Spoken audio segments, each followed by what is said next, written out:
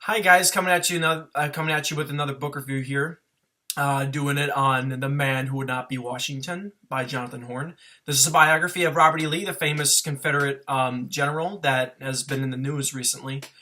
And first off, I'm going to give my tips off to Jonathan Horn because what you did, sir, was a very, very good job of writing and creating the connections between Washington and General Robert E. Lee. So, anyways, just want to get down a couple things. Lost my place here. What I'm going to talk to you guys about today is a little bit of detail about Robert E. Lee. He was born in Stratford Hall, Virginia, in 1807. His father would end up abandoning him as a child because his father squandered off his money with some other things in the West Indies. His father also fought alongside George Washington, and when the father abandoned him as a child, Robert E. Lee was raised by his mother, who taught him self-denial, duty, and professionalism, which would end up being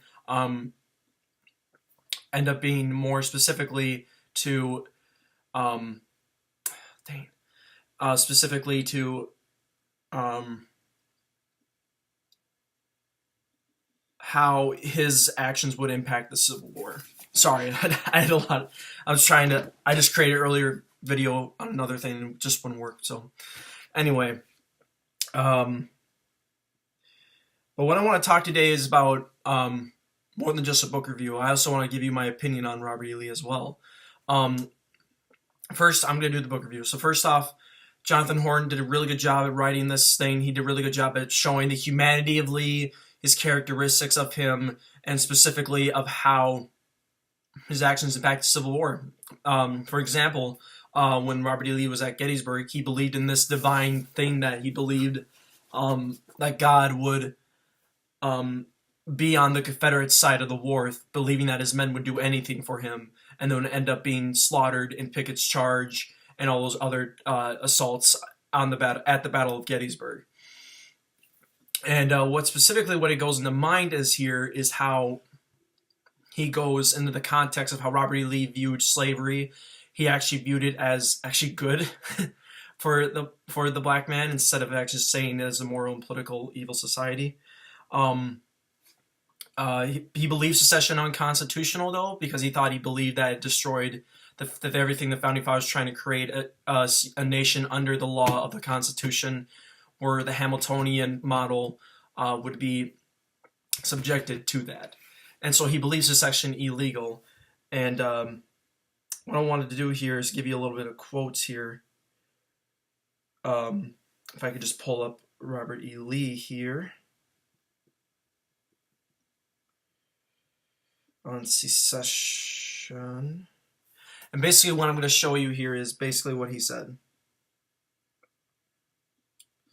And here it is his letter against secession here. And I'll give this to you a little bit point here.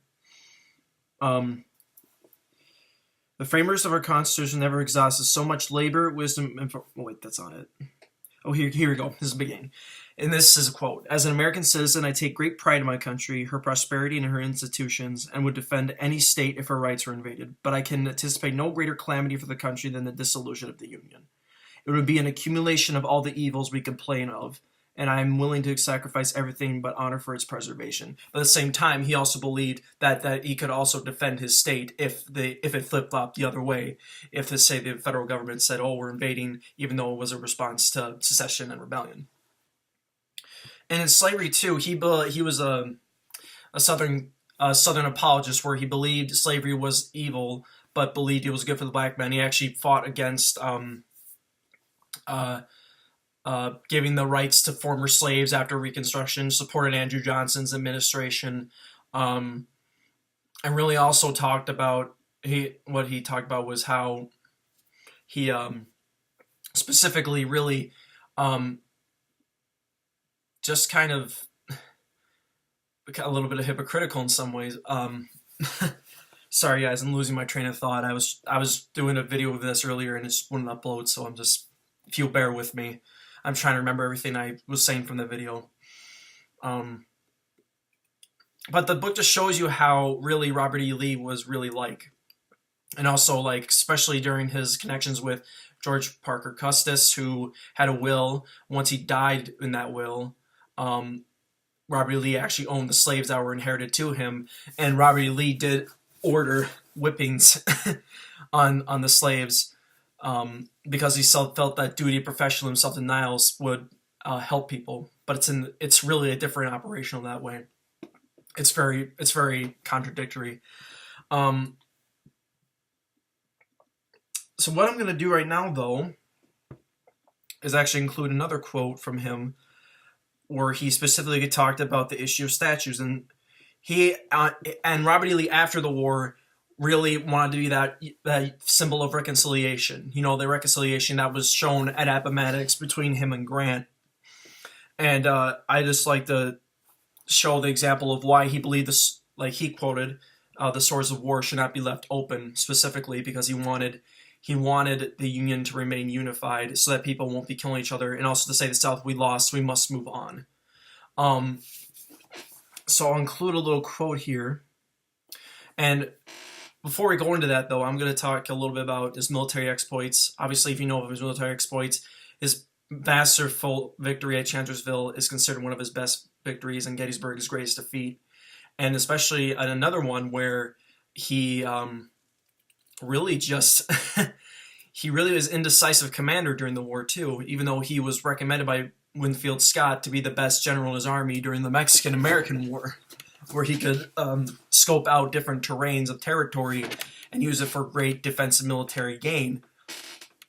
But at the same time, it's really interesting to see at a point where he was a butcher and Grant wasn't. So, and I can give you an example of that in 7 Days campaign, 7 Days battles, he lost 20,000 men in the span of that time. He lost 13,000 men at Chancellorsville, lost a quarter of his army at Antietam because of the result of the special orders being lost. If you don't know what it is, it's basically a correspondence of orders given from Lee to his commanders sprouted through the Maryland countryside during the Antietam campaign, and so they can meet up at a certain point, push deeper into Union territory. And eventually they lost the orders, and McClellan and the Union Army eventually figured it out and found the orders and attacked him and hammer-blowed him, and basically just did a hammer-blow strategy to him specifically. So it's always how indecisive a commander he was, and also just of how a commander who he felt that his army was invincible, and a belief that his army would do anything for him, even to the point where, they lose a third of their army he loses a third of his army at Gettysburg, just trying to believe in that. And that's the famous quote where you think about it is all my fault. And that's where it kind of shows in the biography, Jonathan Horn does that spectacular, shows the humanity of Robert E. Lee instead of showing him as a dignified Christ-like figure that Lost Cause revisionists like to prop him up to be. And also just shows you that how the war affected him and how it just affected his role. Even when they were going Reconstruction, he signed himself an own personal loyalty oath saying, I believe and I will preserve, protect, and defend the United States, even though people didn't realize that. And President Grant actually invited him to the White House to actually reconcile and help pardon him and help with that result, as I read in the Grant biography. And it's just a very interesting way of how he wanted the country to reconcile right after the war, even though he believed in different views of race, slavery, and secession. I encourage you to check it out. Really check it out. And we'll Wikipedia it, read books on it, check it out. It's insane of what he does. I also suggest there's another book called Portraying the Man by Elizabeth Brown, I believe her name is, and it shows the character of Lee through his writings and letters. So it just shows you the real character of who Lee is. And now I'm going to talk about what relates today, especially with the recent issues of Confederate statues being taken down, whether it's heritage or hate, racism or heritage, all that stuff. I like to include a quote here that could be applicable for today from Robert E. Lee and how he wanted everybody to reconcile and move on. He said, I quote, "I think it wiser not to keep open the sores of war, but to follow the examples of those nations who endeavored to obliterate the marks of civil strife, to commit to oblivion the feelings engendered." And also, as regards of the erection of a monument is contemplated, of him talking about monuments being erected on the Gettysburg battlefield, he kind of said, "My conviction is that however grateful it would be to the feelings of the South, the attempt in the present condition of the country would have the effect of retarding instead of accelerating its accomplishment, and of continuing, if not adding to, the difficulties under which the Southern people labor. So basically, he's saying that it would make it worse for the country, more bloodshed, and will be fought. And heck, look what's happening today in our society, where a guy grabs a car and just freaking drives into a crowd of peaceful protesters. Yeah, and he swore allegiance and declared Southern separatism, whether militant or symbolic. And I'm just quoting from the article here. It's just very weird that Southerners, some Southerners think that the war wasn't about slavery, even though it was. But it's really a thing where they just contradict the whole thing. But yeah, if I can include one quote here, and he just basically said, we need to move on. We need to move on from this war and move on and heal. And he believed that, with these specific issues, that he knew that these issues would come up, especially with the statues. But by the way, it just shows Robert E. Lee's character. It shows you how his sense of duty and professionalism kind of caught him up in the end and ended up failing just like his father, even though he didn't abandon his family. He would end up being president at Washington College, which is now Washington and Lee University today. But I encourage you guys, and I give this an A+. Jonathan Horn did a great job on this writing way. I really like this book. I suggest it to you. I had to do this short review. I was trying to do a longer video earlier, but it would end up not uploading. So I just gave you a little short scoop here of what I've just read. So, and I think that's it. Yeah, and I hope you guys liked this video. Please give it a like, subscribe, share this with your friends if you thought it was interesting. Just giving my thoughts on it. Very good flowing writing, a good read of showing Lee's character, of his humility, what he really was as a military commander, who he was after the war, and how these issues specifically impact us today. I thank you guys so much for watching this. I'm Bookmaster, and I will see ya.